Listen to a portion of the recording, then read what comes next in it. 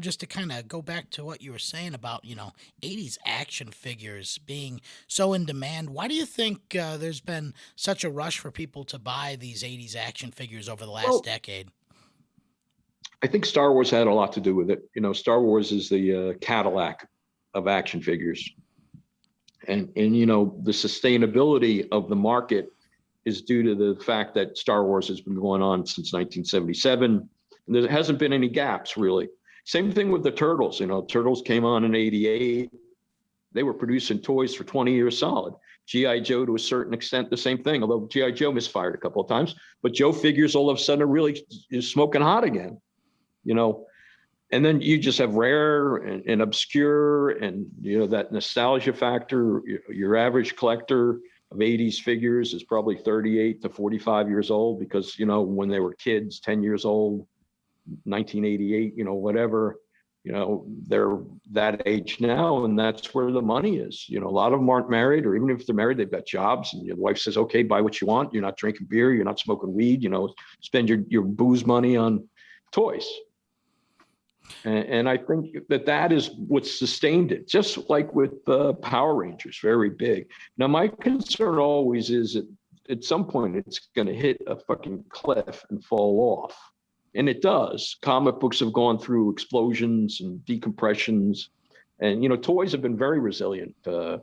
I've been collecting toys for 40 years, longer, maybe 40 years, and gone through multiple recessions without them affecting the value, because rarity is always in demand and there's always people who have money. It's Yeah, the and nature of the game. Yeah, and people always want to try and connect to their past as well. Try and revisit that, that emotion that they had, opening up their turtles blimp on Christmas morning, right? But Yeah. I think one of the things you had talked about those Star Wars figures kind of launching it off, and I think one of the things that made Star Wars so successful is that it was one of the first action figure lines to actually run series of characters. So you could have a complete series and you can collect all the characters within that series, and then next year they would run a Right. different series, Right. right? Empire Strikes Back. But it's funny because you got 5 points of articulation, very primitive.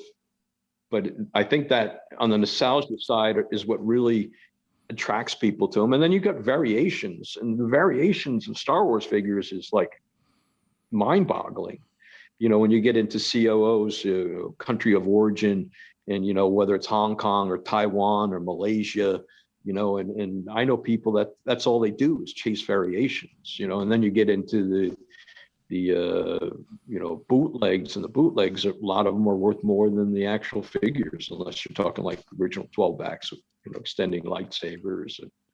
I mean, I've chased them for years. I had a steady customer was looking for a Ben Kenobi on the card with extending lightsaber, and I had actually found him one, and the guy wanted $25,000 for it, and my guy was stuck at like 20, and I got him up to 21, and my seller, who was an old friend of mine, said he could do it. So my seller turns around and he gives it to an auction house, and the damn thing goes for $75,000. So it's like, yeah, the sky's the limit. I mean, your first $1 million action figure, when it happens, will be a Star Wars figure. And that'll happen probably within the next 20 years, maybe sooner. Because I think exponentially, the market's going to shrink and the top collector is going to come in, just like everywhere. And eventually, you already see it with comic books selling for $1 million. Eventually, it's going to happen with toys. It's an inevitable reality, because there's people out there who have more money than they know what to do with, and won't even blink an eye dropping $1 million for that figure when it gets to that point. Unless everything hits the crapper and we're eating stone.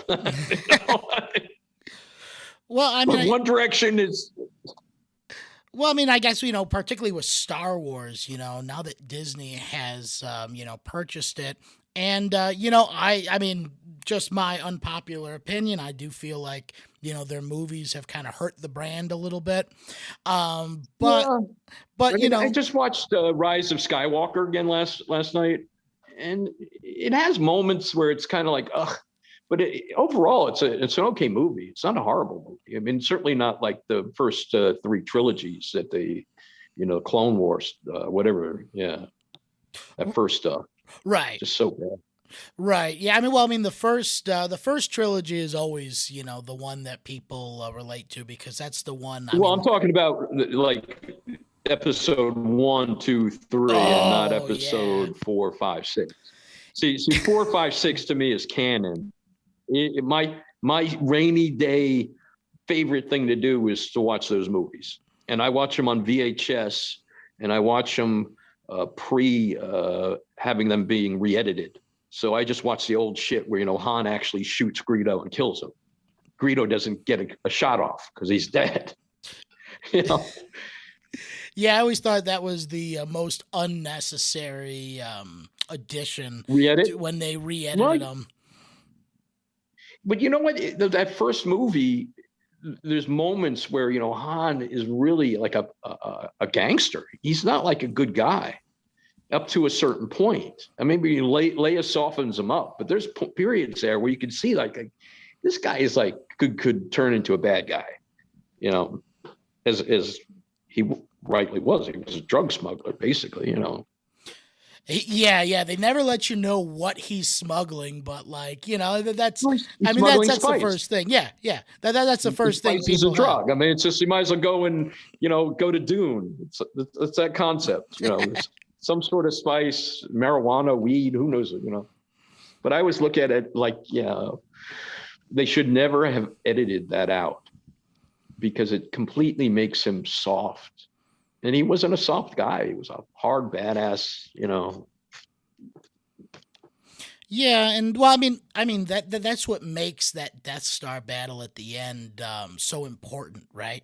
Is that Yeah. at that last shot when Han's flying in with the Yahoo, having him set up to Right, be right, that right, anti-hero makes his story come full circle, and it just makes right, that moment so powerful. I mean, I right. I stood And up he and cheered completely first time I redeems saw it. himself and goes on to bang the princess, and the rest is history. Rilo Ken, Yeah. whatever the guy's name. I mean, yeah, yeah. I mean, I could talk about Star Wars forever though, because Star Wars is to me being a kid who grew up and went and saw the movies, first run.